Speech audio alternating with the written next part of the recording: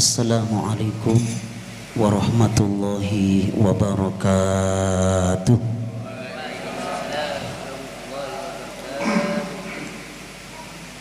Bismillahirrahmanirrahim.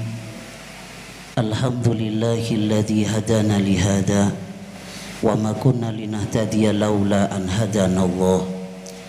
Asyhadu an la ilaha illallah wahdahu la syarikalah wa ashhadu anna sayyidana Muhammadan abduhu wa rasuluh wa la nabiyya ba'dah. Allahumma salli wa sallim wa barik ala sayyidina wa maulana Muhammadinil karim wa ala alihi wa ashabihi ajma'in, amma ba'du. Wa qala ta'ala fil Qur'anil karim, a'udzu billahi minasyaitonir rajim. Bismillahirrahmanirrahim. Subhanalladzi asra bi 'abdihi lailan minal masjidil haram ilal masjidil aqsa alladzi barakna haulahu linuriyahu min ayatina innahu huwas samiul basir. Wa qala Rasulullah sallallahu alaihi wasallam, al muslim huwa salimal muslimuna min lisanihi wa yadihi. Yang saya hormati, yang saya muliakan, ulama unal kiram, para alim, para ulama, para asatid, sesepuh bini sepuh, tokoh-tokoh masyarakat, Granting Baru yang saya hormati.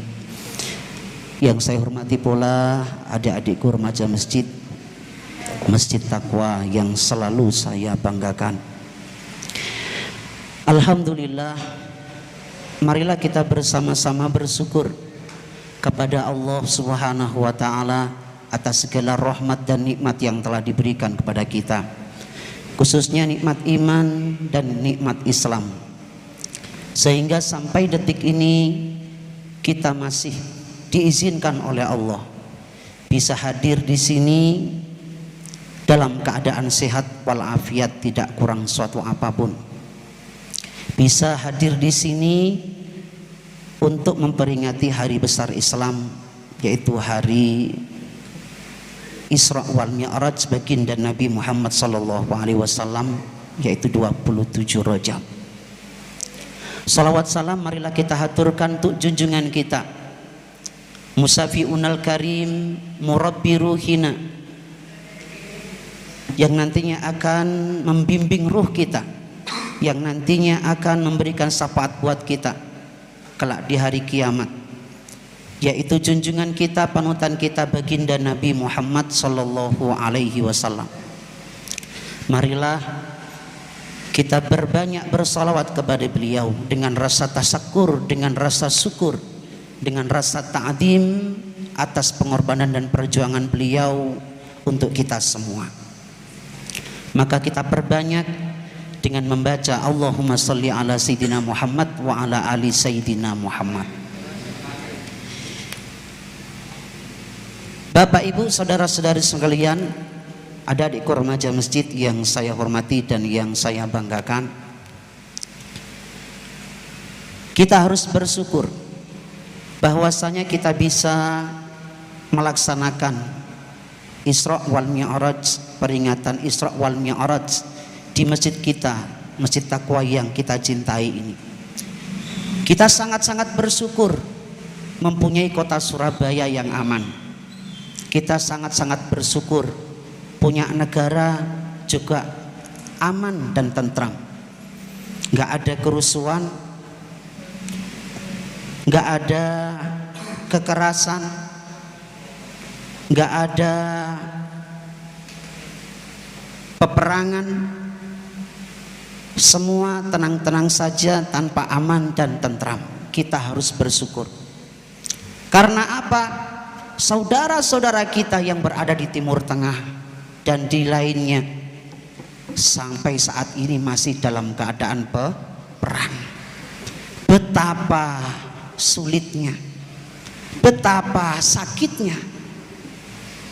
Yakin tidak akan bisa melaksanakan seperti kita peringatan-peringatan Isra wal Mi'raj, ya, atau maulud Nabi nggak bisa dilaksanakan karena tidak ada keamanan dan ketentraman. Rasa aman nggak ada, suara bom, ya, tembak menembak, rudal.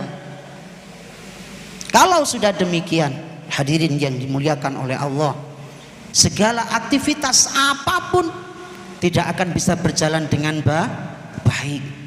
Nah, kita di negara Indonesia, NKRI, kita di Surabaya tenang, tentram, melaksanakan acara yang seperti ini, nggak ada yang ganggu.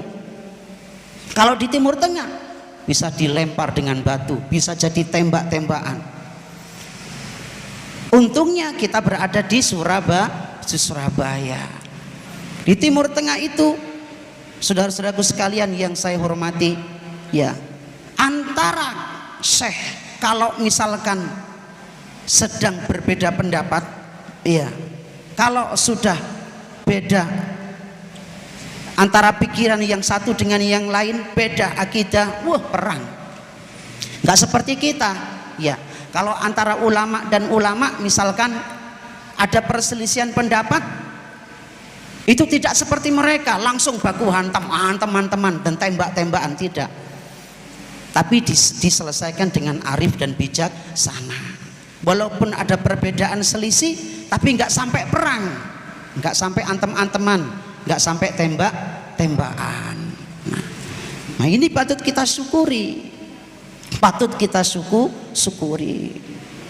Nah, dan patut kita jaga, ya, NKRI patut kita jaga ketenangan, ketentraman, keamanan, apalagi di Surabaya patut untuk kita jaga. Nah, kita sebagai generasi muda, sebagai remaja masjid, ya, kita harus bisa mewujudkan NKRI ini terus, ya, meneruskan perjuangan orang tua kita mempertahankan NKRI. Ya, ini penting. Ya, ini penting. Ini walaupun Isra Mi'raj, tapi ini saya kemukakan, saya ceritakan, ya, untuk adik-adik sekalian, adik-adik remaja masjid. Ini sangat penting. Jadi jangan sampai kita terombang-ambing, ya, oleh orang-orang yang tidak bertanggung jawab, yang ingin merusakkan tentraman, keamanan, sehingga negara tidak aman, apalagi runtuh. Nah, maka ini ada yang saya ingin sampaikan pada adik-adikku semuanya, agar nantinya ketika kalian semakin besar, ya, jangan sampai terperosok oleh aliran-aliran yang tidak bertanggung jawab. Aliran apa ini yang tidak bertanggung jawab? Itu biasanya kita sebut aliran Wahabi. Aliran apa? Aliran Wahabi. Ini kita harus hati-hati dengan mereka. Ada apa dengan mereka? Kita harus belajar dari sejarah. Sejarah. Jadi tahun 1923, ya, itu ada sejarah besar di Arab. Ya. Di Arab Saudi itu ada sejarah yang sangat besar, yaitu sejarah pemberontakan besar yang dilakukan oleh kaum Wahabi atau orang-orang Wahabi yang dipimpin oleh Abdul Wahab, ya. Pada tahun itu sedang mengadakan memberontak kepada raja yang sah yang dipimpin oleh Raja Husain, ya. Pada waktu itu Raja Husain diperangi oleh pemberontak dari kaum Wahabi, dan kaum Wahabi, yaitu Abdul Wahab, itu belajar pada Jeffrey Hamper. Jeffrey Hamper itu seorang intelijen dari Prancis.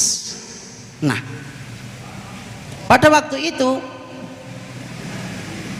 Abdul Wahab atau Wahabi itu didukung oleh Inggris dan Perancis, disokong oleh Inggris dan Perancis untuk memberontak, dan akhirnya pun orang-orang Wahabi ini menang. Maka Raja Husain ini pun runtuh, kalah, dan akhirnya saudara sekalian apa yang dilakukan oleh Wahabi ketika menang, maka orang-orang Ahlus Sunnah wal Jamaah itu masyayikhnya itu banyak yang dibunuh. Banyak yang dibunuh. Setelah itu orang-orang yang hafid Quran, yang hafal Al-Quran pada zaman itu dibunuh juga oleh orang-orang Wahabi. Dan yang ketiga, makam-makam para sahabat, para tabi'in, dan makam-makam para kekasih Allah, waliullah, itu diratakan dengan tanah sehingga tidak ada jejaknya. Sampai mempunyai suatu rencana yang gila. Rencana gila itu apa? Ingin menggusur makam baginda Nabi Muhammad sallallahu alaihi wasallam. Dan orang-orang Wahabi juga demikian, datang mendatangi semua masyarakat pada waktu itu. Masyarakat itu yang mempunyai kitab, ya, yang alirnya Ahlus Sunnah wal Jamaah, itu diambil semua oleh mereka. Datang masyarakat door to door, diambil kitabnya, lalu dikumpulkan di suatu lapangan, terus dibakar. Nah, maka banyak buku-buku Islam itu yang terbakar dan hilang. Kumpulan-kumpulan dari hadis sahih, yaitu Imam Bukhari, Imam Muslim, kitab Bulughul Maram, dan kitab hadis, kitab fikih yang lain-lainnya, semua ikut terbakar. Nah, ini penting, ini tolong dengarkan. Nah, setelah itu, ini orang Wahabi ini menciptakan sebuah kitab, ya, menulis lagi kitab Bukhari wal Muslim, mencetak lagi yaitu kitab-kitab hadis, kitab-kitab tafsir, dan kitab-kitab yang lain. Nah, alhamdulillah, ya alhamdulillah, dalam keadaan yang seperti itu Allah memberikan hidayah, kepada ulama-ulama kita, ya, kepada ulama-ulama kita, Mbah Hasyim Asy'ari beserta teman-temannya pada saat itu, ketika tahu itu ada pemberontakan, langsung lari ke tanah air. Melihat ada pemberontakan, langsung lari, bawa buku-buku, yang mana kitab Bukhari, Muslim, ya, kitab Bukhari, kitab Imam Muslim, dan kitab-kitab hadis, kitab-kitab tafsir dan lainnya. Itu ratusan santri yang nyantri pada waktu itu di Arab Saudi, di Mekah, itu pulang ke tanah air, ke Indonesia. Dan alhamdulillah bisa menyelamatkan yang namanya kitab-kitab itu. Nah, kitab itulah adalah kitab-kitab yang asli, yang dibawa oleh ulama-ulama kita. Dan alhamdulillah kitab-kitab itu diajarkan sudah di Indonesia, dan itu adalah kitab yang asli. Kalau kitab Bukhari, ya kitab Bukhari yang asli, bukan yang palsu. Loh, kok ada kitab Bukhari yang asli dan palsu? Ada. Jadi mereka terbitkan, ya, terus ternyata kitab yang asli dipegang oleh ulama-ulama kita. Nah, sedangkan kitab Bukhari, Muslim yang palsu itu ternyata banyak yang dihilangkan hadis-hadisnya. Hadis-hadisnya banyak yang dihilangkan. Kalau mereka nggak suka dengan hadis ini, hadisnya dihilangkan. Sehingga apa? Kalau ketika kita cari halamannya, misalkan 1256 sampai 1259, lah antara 6 dan 9 nggak ada. Nah, maka ternyata yang hilang itu hadis yang tidak mereka sukai. Nah, kita bersyukur ulama-ulama kita menyimpan kitab-kitab yang asli. Nah, itulah mengapa mereka itu ingin merongrong, menggoncang, menghancurkan, dan ingin menggulingkan NKRI. Tujuannya seperti itu. Masuk ke NKRI, bisa menjatuhkan NKRI, NKRI dijadikan negara khilafah. Ya, dasar negaranya dirubah, undang-undangnya dirubah, ya, menggunakan syariat Islam. Nah, kalau itu terjadi, jangan sampai terjadi. Kalau misalkan itu terjadi, takutnya mereka bergerak. Orang ahlus sunnah, orang-orang NU kayak kita dibunuh, mati. Kitabnya diambil semua, dibakar, ya. Kalau sampai itu terjadi, makam wali dihilangkan, diratakan, nggak ada orang yang ziarah wali lagi. Nah ini yang kita takutkan ini. Maka kalian jangan sampai terprovokasi ikut-ikutan aliran yang seperti ini, ya. Ayo kita sebagai orang-orang Nahdien, ya, kita semua orang-orang Nahdien, kita menjadi seorang ayah yang akan mempunyai anak, ya, menjadi seorang anak, mungkin akan menjadi seorang guru. Kita terangkan pada anak-anak kita, kepada cucu-cucu kita, sejarah kelam itu kita utarakan, kita ceritakan. Jangan sampai seperti ini, jangan sampai seperti ini, ya. Jadi kita harus bisa menjadi, yaitu orang-orang yang ahlus sunnah wal jamaah. Kalau orang ahlus sunnah wal jamaah itu pasti nggak akan berani yang namanya mencuri atau menghilangkan hadis atau menambah-nambahi hadis, ya, atau mengurangi kalimat yang dalam hadis itu tidak akan terjadi. Tapi kalau mereka berani, berani. Nah, itu beraninya karena apa? Saya nggak tahu. Mungkin karena sebuah dorongan dari musuh yang memberikan dunia yang besar. Kalau kamu berani mengorbankan agamamu, tak berikan hadiah yang besar, jabatan yang lumayan hebat, menjadi seorang raja mungkin. Nah, bisa jadi. Nah, kita orang-orang ahlus sunnah wal jamaah, yaitu orang Nahdien atau orang NU, niscaya kita tidak akan bisa terpengaruh oleh semua itu. Dan yakin, dan kita harus kuat, dan kita harus bersama-sama juga menjaga Indonesia ini, menjaga NKRI ini. Ya ayyuhalladzina amanu qu anfusakum wa ahlikum nar. Wahai orang-orang yang beriman, jagalah keluargamu dari api neraka. Kita jaga diri kita, ya. Kita jaga diri kita, keluarga kita, agar tidak ikut-ikutan aliran seperti ini. Gak ikut-ikutan aliran seperti ini. Mengapa bahaya? Bahayanya apa? Karena berkhianat kepada Nabi. Sampai berani mengurangi hadis, berani menambahi hadis, berani menghilangkan hadis. Itu bahaya besar. Saudara-saudaraku yang dimuliakan oleh Allah Subhanahu wa ta'ala, sekali lagi kita bersyukur dan bersyukur kita bisa melaksanakan Isra wal Mi'raj pada malam hari ini dengan tenang, dengan aman, tanpa ada kekisruan, tanpa ada huru-hara, tanpa ada sesuatu yang tidak menyenangkan. Kita bisa melaksanakan dengan baik. Nah, ini sangat penting. Adik-adikku semua yang dimuliakan oleh Allah Subhanahu wa ta'ala, Rasulullah Sallallahu Alaihi Wasallam memberikan contoh buat kita. Tolong diperhatikan. Rasulullah Sallallahu Alaihi Wasallam mengharapkan kita menjadi orang beriman yang sebaik-baik iman. Rasulullah mengajari kita bahwa orang iman itu Rasulullah contohkan agar meniru, yaitu meniru seekor lebah, meniru lebah, ya. Bahwa Rasulullah Sallallahu Alaihi Wasallam bersabda, An Abdullah bin Umar, qala Rasulullah Sallallahu Alaihi Wasallam, alladzi nafsu Muhammadin biyadi, inna masalal mu'min kamasalin nakhlah akalat thayyiba wa wadu'at thayyiban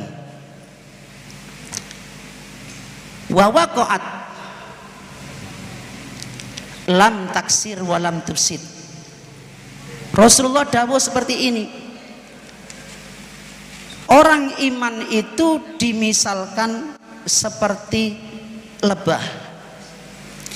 Lebah itu kalau makan selalu makan yang baik, ya, dan menghasilkan hasil yang baik. Apabila lebah itu sedang hinggap di dahan, maka lebah itu tidak akan mematahkan dahan dan juga tidak akan merusak dahannya. Ini kita contoh diberikan contoh oleh baginda Nabi, meniru tabiatnya lebah.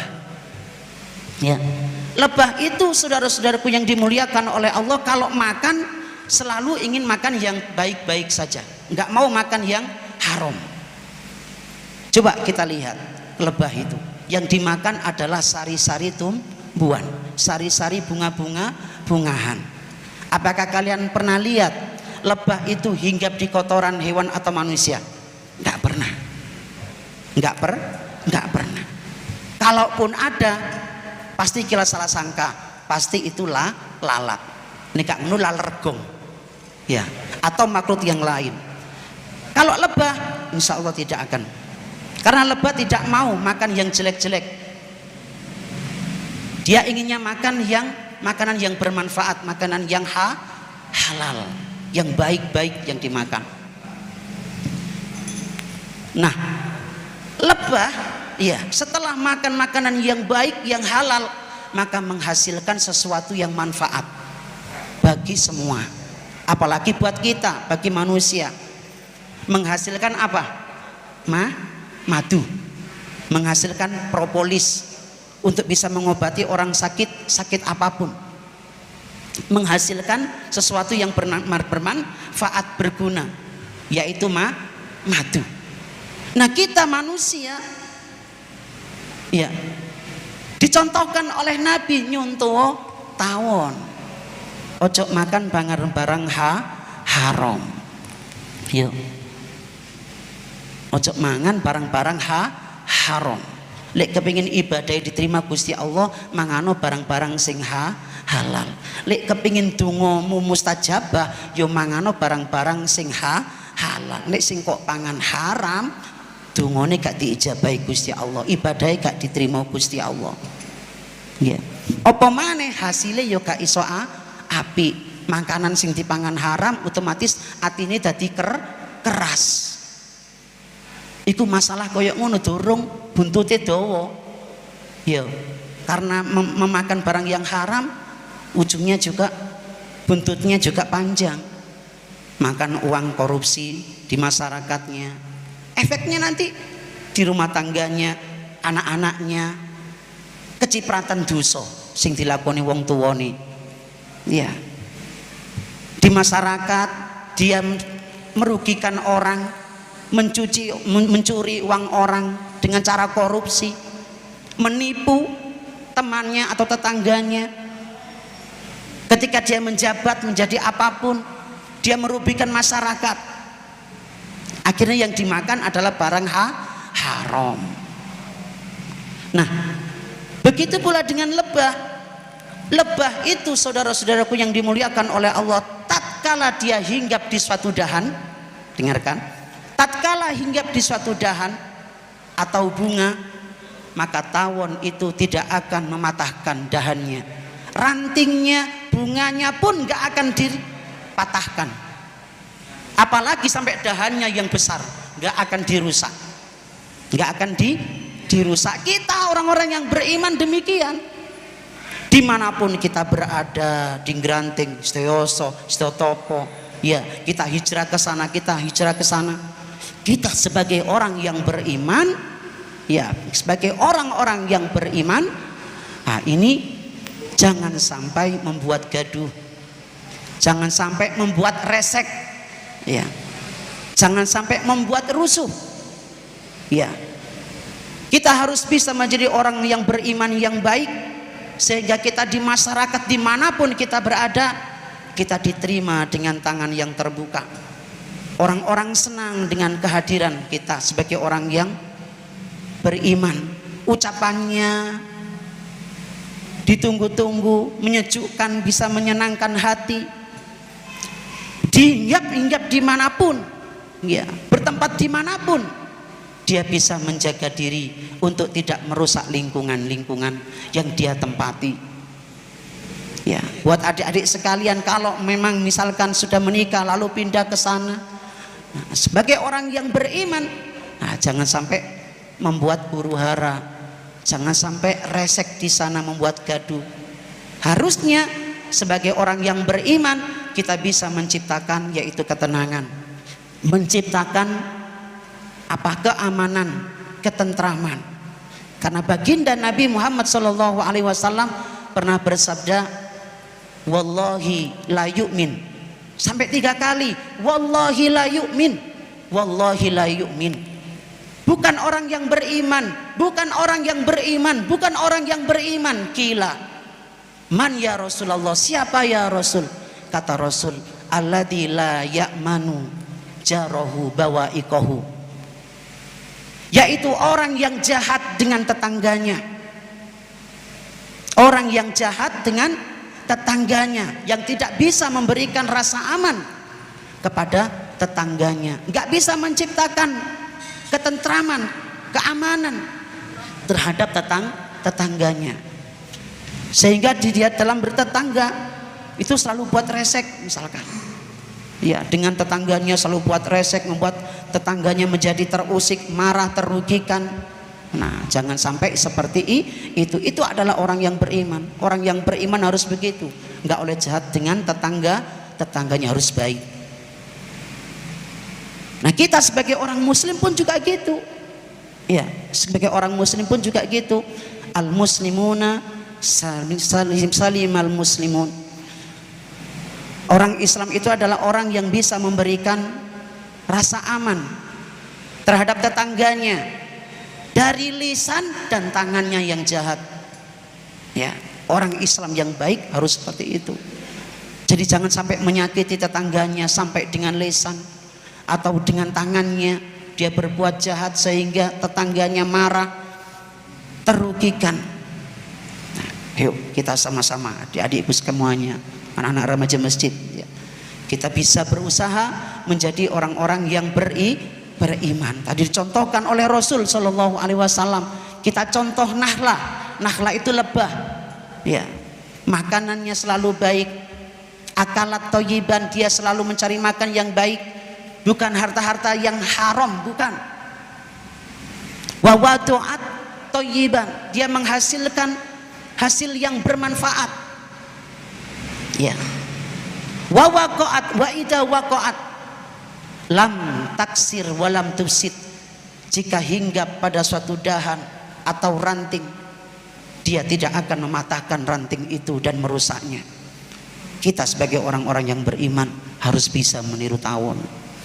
Tapi enggak niru mie bere, enggak niru mie bere, tapi meniru apa yang dimakan, ya, hasilnya bisa menghasilkan apa. Kita sebagai orang-orang yang beriman, khairun nas yanfa'uhum linnas, bisa menjadi manfaat buat orang yang lain, manusia yang lain.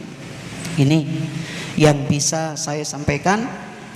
Mudah-mudahan cerita atau hadis yang saya sampaikan ada guna dan manfaatnya buat kita semua, dan khususnya buat adik-adik. Ya, hati-hati, jangan sampai terjerumus dalam aliran-aliran yang sangat-sangat merugikan. Kita harus tetap dalam aliran Ahlus Sunnah wal Jamaah yang ada pada Nahdlatul Ulama, yang ada dalam Nahdlatul Ulama. Ingat, Rasulullah itu pernah bersabda demikian dalam hadis Abu Hurairah, bahwasanya kata Rasul, orang Yahudi itu akan terpecah menjadi 71 atau 72 golongan. Orang Nasrani akan terpecah menjadi 71 atau 72 golongan. Orang Islam akan terpecah menjadi 73 golongan. Yang satu masuk surga selamat, yang 72 golongan masuk neraka. Kata Syekh Abdul Qadir Jilani dalam bukunya, bahwa Syekh Abdul Qadir Jilani berkata, satu aliran, satu golongan yang masuk surga itu adalah Ahlus Sunnah wal Jamaah, mengikuti baginda Nabi, melakukan sunnah-sunnah Rasul, peraturan-peraturan, hukum-hukum kita ikut melaksanakannya, dan juga hukum-hukum yang ditetapkan oleh sahabat itu juga kita laksanakan dan kita lakukan.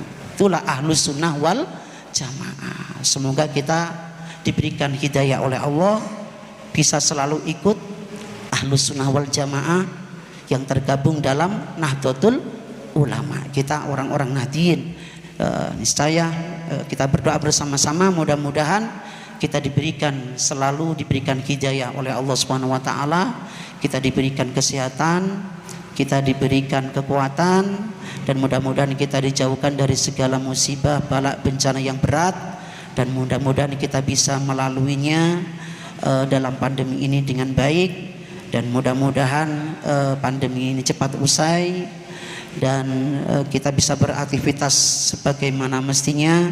Anak-anak kita bisa sekolah seperti biasa, tidak daring, karena daring menyebabkan anak-anak kita semakin bodoh dan semakin bodoh. Tapi beda kalau enggak daring, kalau masuk tatap muka, anaknya semakin cerdas, semakin cerdas.